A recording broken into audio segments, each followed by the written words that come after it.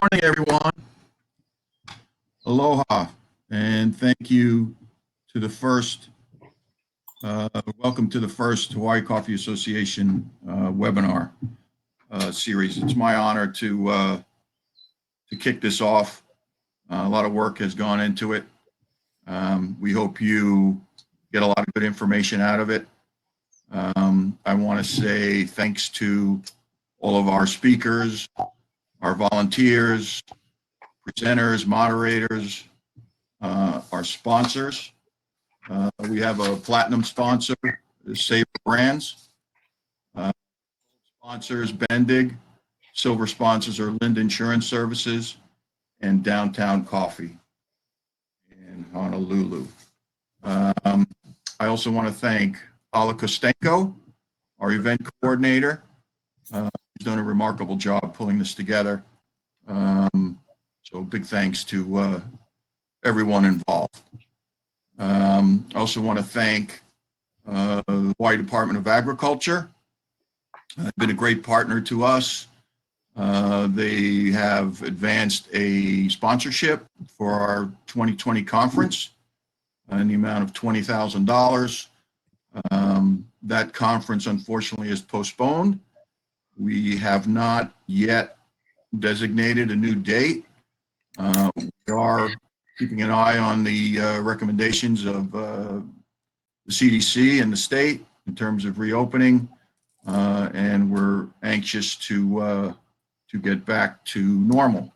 But in the meantime, we thought it was prudent and appropriate to reach out to our members and the broader coffee community to try and share information to help us bolster our businesses, support our industry during these turbulent times. So thank you again for joining. I want to go into a few highlights of what the HCA has been doing during this time. So I appreciate your patience as I go through this list of activities. We issued a member survey not too long ago, maybe about 3 or 4 weeks, asking folks what the impacts were on their businesses. We got some very interesting responses to that. The majority of respondents indicated that their businesses are impacted on the magnitude of between 50 and 100%. So a lot of folks have lost 100% of their sales. So we're mindful of that, and we're trying to do all we can to try and bolster the industry. We have submitted comments and asked our members to do the same. In fact, our entire mailing list, which is further than our members, for CFAP.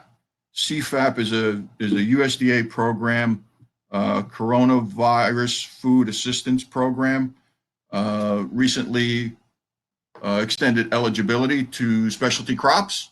However, coffee is not one of the specialty crops currently listed. We've asked our members to submit comments and help direct folks to submit those comments through the USDA portal. The comment period for that closed on Monday, June 22nd, just a couple of days ago. There were 1,743 comments submitted. Of those, I was only able to locate 29 relating to coffee. Those comments will be digested by the USDA, and hopefully eligibility will be extended to coffee. We've been in touch with Secretary Perdue's office directly. We have made appeals, and we will continue to make appeals to help ensure that coffee becomes an eligible specialty crop for CFAP assistance. So we'll be watching that closely. Another thing we're working on is we had a committee that was focused on a green coffee auction, which wasn't making a lot of progress. So we've transitioned that committee to develop an online trading post, which is a forum wherein which we can connect buyers with sellers. And this is one of the things that was highlighted in our member survey, that a lot of folks felt that that would be an appropriate service. We agree, and we were already working on it before the survey was issued. Additionally, we have applied for and received an EIDL loan. That's a Small Business Administration program. EIDL stands for Economic Injury Disaster Loan, EIDL. We applied for and received $12,600 from that program, and working with the board, we expect that those funds will be allocated toward marketing.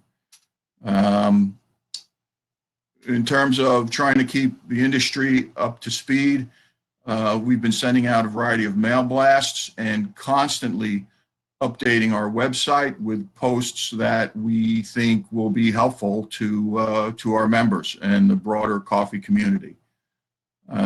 Please check the website often, because we don't always send mail blasts every time we post there. But when something comes up, we've been very responsive to getting that information out through our website. If it's something that needs urgent response from you, then we'll go ahead and send out a mail blast. So please check the website often. We developed a recovery playbook, which is primarily focused on retail businesses and how to get reopened safely. And we expect to be working on a playbook also for on-farm practices. So for folks who are producers, how to keep your workers, your staff, your suppliers, everyone involved in the supply chain safe. We'll be working on that in the coming weeks. We all know that the impacts have been severe. The indications that we're getting is that demand is dropping, inventories are rising, and sadly, the laws of supply and demand would dictate that a price drop is probably in order.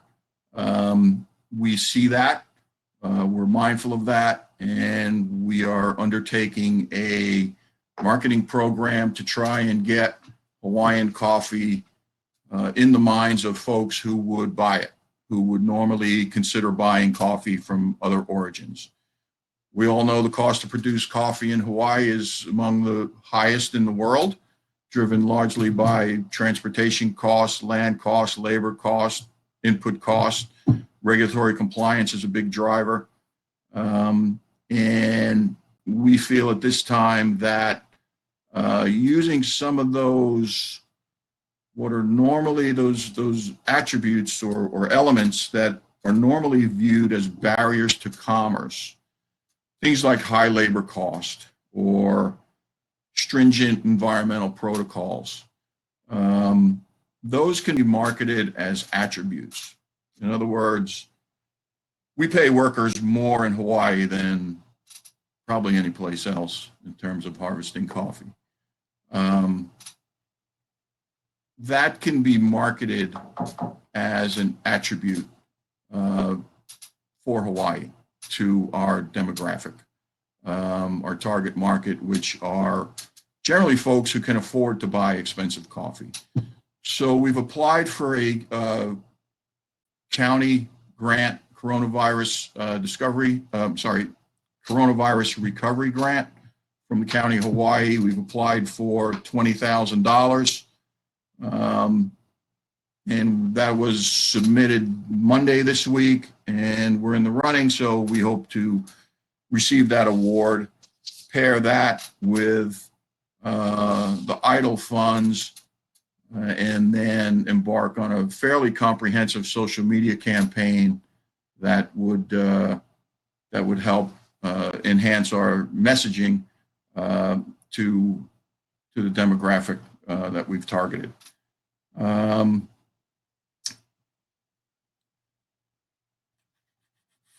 And in this messaging, this in terms of the high labor cost and regulatory compliance, those attributes could serve to differentiate Hawaiian coffee from other growing regions. In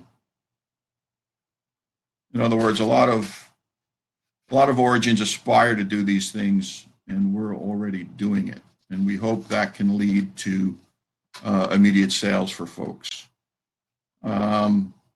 Additionally, working with Department of Ag, and Phyllis will talk about this later tomorrow. Phyllis Shimabukuro Geyser is the chairperson of Hawaii's Department of Agriculture. She's on tomorrow, Thursday at 2 p.m. We all know CBB, coffee berry borer, was discovered in Hawaii 10 years ago. Working with the department, we worked to relax the grade standards. It was a temporary measure, which is about to sunset at the end of the month. Want folks to be ready for that. The HCA had internal discussions, conversations with our members, the broader industry, and we felt that the time was now to bring those standards back into line with what they were prior to the discovery of CBB, which basically means that during CBB, the highest defect count was 20%. Now it's back to 15%. We didn't feel that, and the majority of our members agreed that we didn't feel that selling specialty coffee with 20% defects justifies some of the pricing that we were asking for. So our tight grade standards are also an attribute with which we can use to market and differentiate Hawaiian coffee from other origins. Because the cost of production is so high, we have to make the case that the drivers of those costs differentiate or help to differentiate Hawaiian coffee from other places. I want to thank and outline a number of folks who volunteer for the HCA on a regular basis. And that starts with our board of directors. The board of directors is the decision-making body for the organization. They are elected by the members.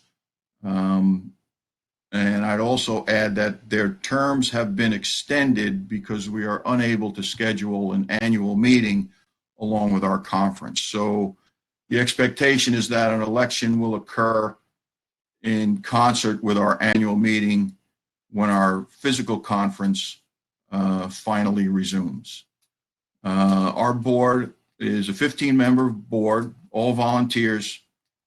Start with, and an interesting thing that a lot of folks don't know is that the board seats are held by either companies, other organizations, or NGOs, non-government organizations. They're not held by individuals, although the company or organization that holds the seat will designate an individual to represent that company. And your board of directors, in alphabetical order, is Greenwell Farms, represented by Tom Greenwell. He is the vice president of the organization. Next is HARC, or Hawaii Agriculture Research Center, represented by Julie Burden. Hawaii Coffee Growers Association, or HCGA, is represented by Kimo Falconer. Heavenly Hawaiian Farms, represented by Dave Bateman. Honolulu Coffee Company is represented by Tyler Zimmer. Island Sun Coffee is represented by Donna Woolley. Donna is also our treasurer. The Kona Coffee Farmers Association is represented by Suzanne Schreiner. Suzanne is also the executive director of an organization called HCA. HCA is giving an update this afternoon at 3 p.m. Also on the committee with Suzanne, representing HCA, is Ralph Gaston and Darwin Inman, who is with Kona Hills. And this is the first term for the KCFA on the HCA board, and it is a concerted effort to bring unity to the industry and try and erase some of the divisions that eat up a lot of time and effort.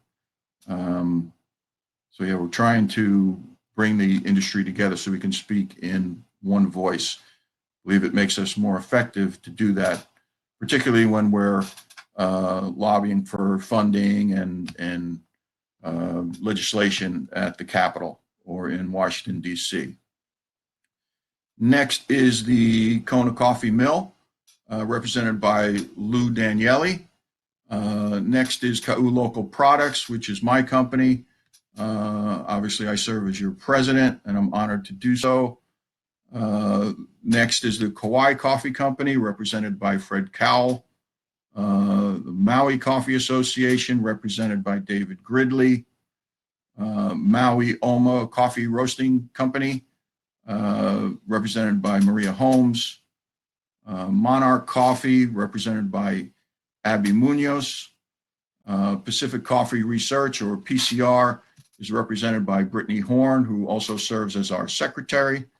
And the last member is the Curb, represented by Ross Uehara Tilton.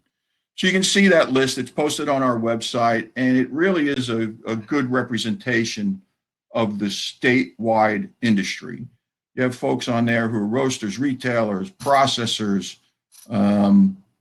growers, other organizations. It really is a statewide representation of the entire supply chain in Hawaii. And we're very proud of that.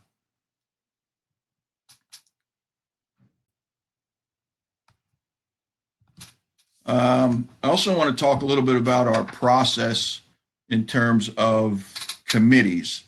The majority of our work is done outside of board meetings on a robust group of committees. And I'll highlight those for you now. I also wanted special thanks to our committee chairs who put an extra effort forth. Our first committee is Communication Education. That's chaired by Julie Burden. Our conference committee is a rotating chair, depending on generally where the conference is held. That is Abby Munoz. Finance committee is chaired by our treasurer. That's Donna Woolley. Fundraising and events is chaired by Ala Kostenko. Ala is also our event coordinator. She is a contractor to the HCA, and she also serves as fundraising and events chair as a volunteer. Government Affairs is chaired by myself. The membership committee is chaired by Maria Holmes. We also have a number of ad hoc committees working. First is the website committee. We're working on a complete revamp of the HCA website. That's being led by Ross Uehara Tilton. We're very excited to get that rolling. The green coffee auction, which is, as I said earlier, being transitioned into a trading post, is led by Tom Greenwell. We have a legal committee, which is co-chaired by three folks, myself, Ross Uehara Tilton, and Dave Bateman. The SHAC committee, Synergistic Hawaii Agricultural Council, is Suzanne Schreiner, along with Ralph Gaston and Darwin Inman.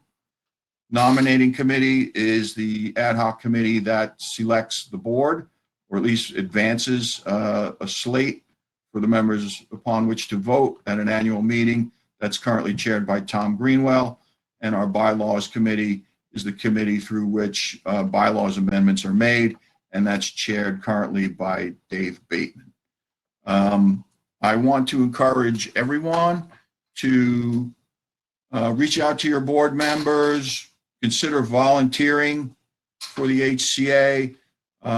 You can chair a committee, you can serve on a committee, you don't have to be on the board.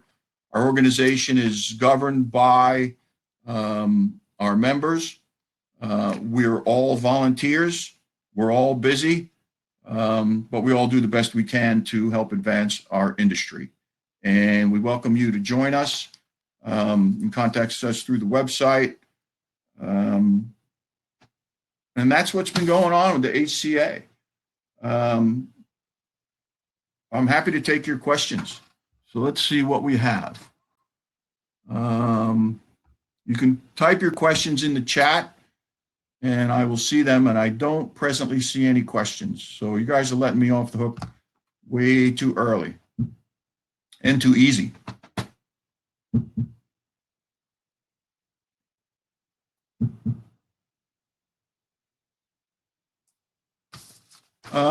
While I'm waiting for questions, I can go over the schedule.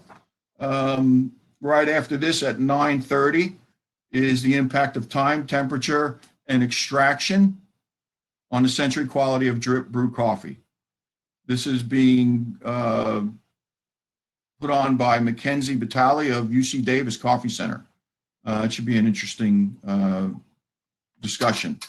Coffee scoring systems panel is Kim Westerman, who I believe is with the Coffee Review, Sean Steinman of Coffea Consulting, and Pacific Coffee Research, PCR. I believe either Madeline or Brittany will be on that panel.